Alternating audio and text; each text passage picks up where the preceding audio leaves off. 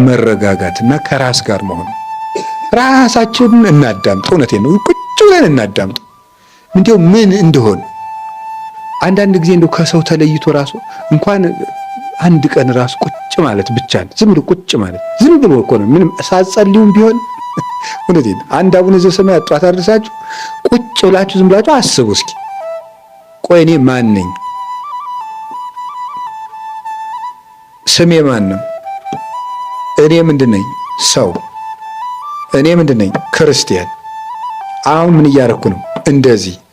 ትናንትና ምን እያረኩ ነበር? እንደዚህ ሊሆን የቻልኩት በምን ምክንያት? እንደዚህ የደረሰባቸው አባቶችና እናቶች እንዴት ብለው አለፉት? እንደዚህ አድርገው። አሁን እኔ ማድረግ ያለብኝ እንዴት ነው? እንደዚህ። ይሄን ሳደርግ ለወደፊት የሚገጥመኝ እንቅፋት ምንድን ነው? እንደዚህ።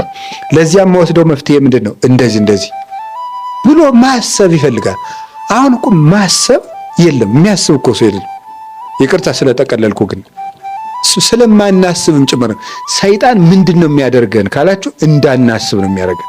ቁጭ ብለን እንድናስብ አያደርግም። የፈለገ ቢሆን እንቅልፋችን አይናችን በእንቅልፍ እስከምትከደንባት ቅጽበት ድረስ እንዳናስብ ነው የሚያደርገን። እንዳናስብ እያደረገ መተኛት፣ ከዛ ሳናስብ አድረን መነሳት፣ ሳናስብ ወጥተን መሄድ፣ ሳናስብ ውለን መግባት፣ ሳናስብ አምሽተን መተኛት፣ በቃ መዞር ማለት ነው። እንደዚህ እንዳይሆን እግዚአብሔር ጠርቶናል። የጠራን ለምንድን ነው ማለት? እኔ ለምንድን ነው የጠራኝ? ለጵጵስና ነው ለክህነት ነው እንዳትሉ ደግሞ። እኔ የጠራን ለምንድን ነው ካላችሁ፣ መንግስቱን ሊያወርሰን ነው የጠራን።